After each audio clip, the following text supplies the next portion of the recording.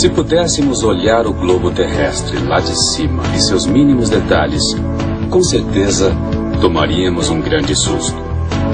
O crescimento urbano é hoje um dos assuntos mais importantes nos encontros das grandes nações. A preocupação com a qualidade de vida tem levado os governos a repensarem suas políticas. E a sociedade civil tem se mobilizado procurando alternativas viáveis para os seus problemas. Estatísticas mostram que em menos de 2 séculos, a população mundial triplicou, podendo chegar no ano 2000 a 6 bilhões de habitantes. A atividade industrial também acompanha esse crescimento. Um número cada vez maior de produtos de todos os tipos saem das linhas de produção para atender o consumidor. Mas as coisas nem sempre foram assim. Antes da metade do século XVIII, as pessoas produziam para o seu próprio sustento. O trabalho artesanal era feito com ferramentas improvisadas. Nessa época, os países europeus, sobretudo a Inglaterra, se expandem e acumulam riquezas. A prosperidade alavanca a aplicação de recursos no desenvolvimento de novas tecnologias. A máquina a vapor marca o início da Revolução Industrial.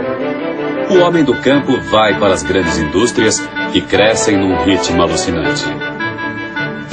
A segurança e o bem-estar dos trabalhadores nem sempre cresceu no mesmo ritmo.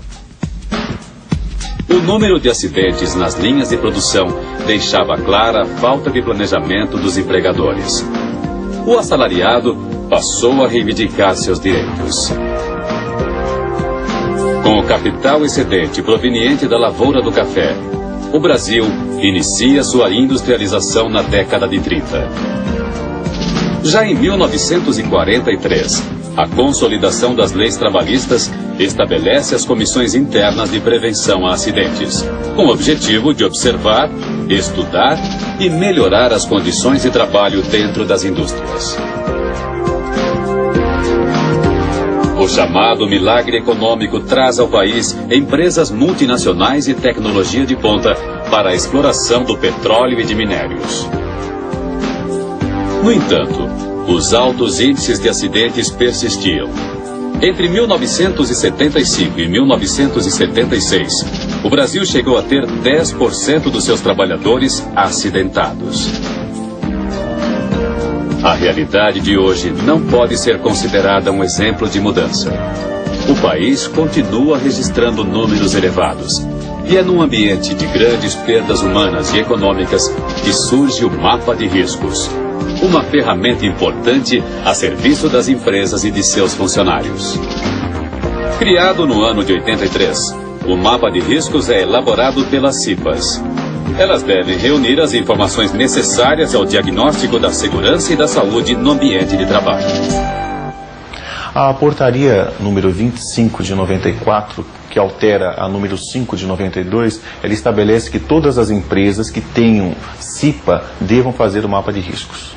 Para o profissional de segurança, o mapa de riscos proporciona uma identificação de agentes que numa inspeção normal ele não conseguiria, porque a metodologia utilizada pelo mapa proporciona uma investigação, um diálogo com o trabalhador sobre as condições de trabalho. E ele, que está há mais tempo nesse ambiente de trabalho, dá muito mais informações do que você conseguiria num espaço curto de tempo fazendo uma inspeção. O mapa é composto por círculos de diferentes tamanhos e por cores específicas que caracterizam cada um dos 5 grupos de riscos. Os riscos físicos, representados pela cor verde, são identificados por ruídos e vibrações de máquinas, radiações ionizantes e não ionizantes, pressões anormais e temperaturas extremas. A cor vermelha caracteriza os riscos químicos. Eles são poeiras, fumos, névoas e vapores provenientes dos processos produtivos. O perigo à saúde nestes casos depende de 4 fatores: a concentração, a sensibilidade de cada empregado, o teor tóxico da substância e o tempo que ele fica exposto. Os meios de contágio mais comuns são as vias cutânea, digestiva e respiratória. O simples fato do trabalhador não utilizar seu equipamento de proteção individual pode acarretar problemas.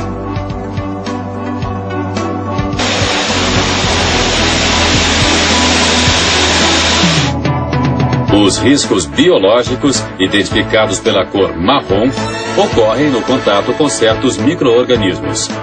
Os trabalhos em hospitais e laboratórios são exemplos deste tipo de risco.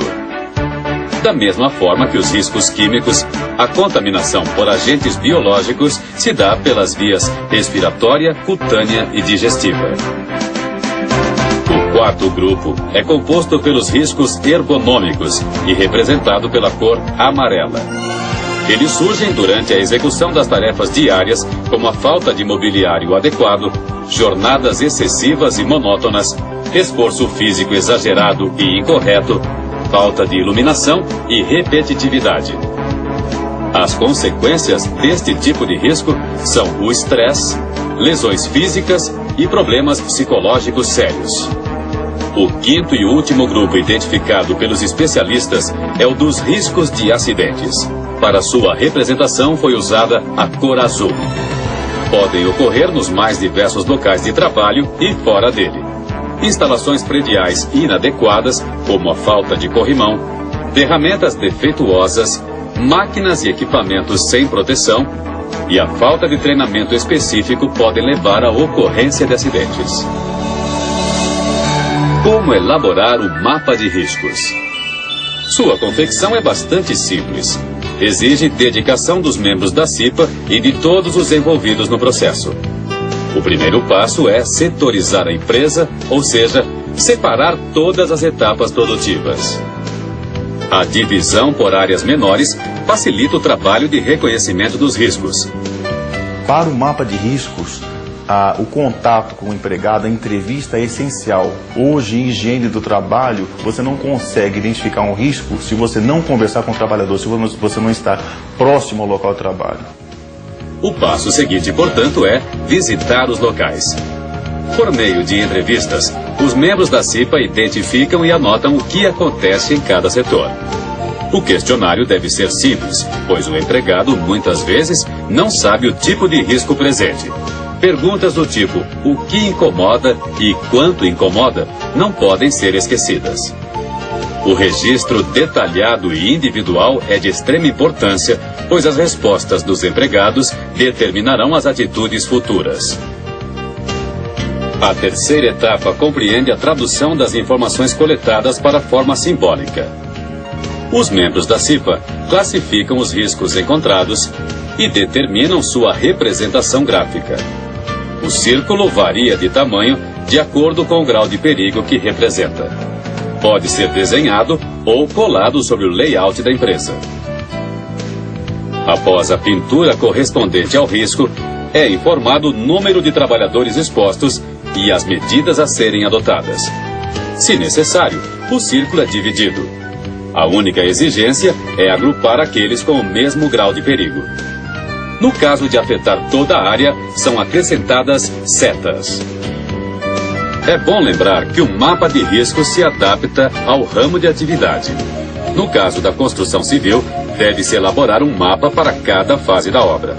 Das fundações até o acabamento final, o cipeiro identifica os diferentes tipos de riscos e indica as devidas providências. Na etapa seguinte, os mapas prontos são levados aos representantes envolvidos. As partes discutem os problemas encontrados e estabelecem um prazo para as mudanças necessárias. O acordo é registrado no livro de atas da CIPA. A informação é hoje uma ferramenta fundamental em todos os setores da economia.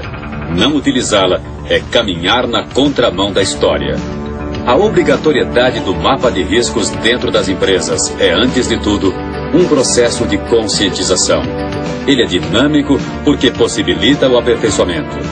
Deve ser revisto sempre que necessário ou a cada nova gestão da CIPA. Ganhar ou perder? Sem dúvida, todos ganham. Por um lado, o empregador, na diminuição dos acidentes e processos trabalhistas, na redução de custos e no aumento da produtividade. E por outro, o empregado, com a certeza de um ambiente de trabalho mais saudável e seguro.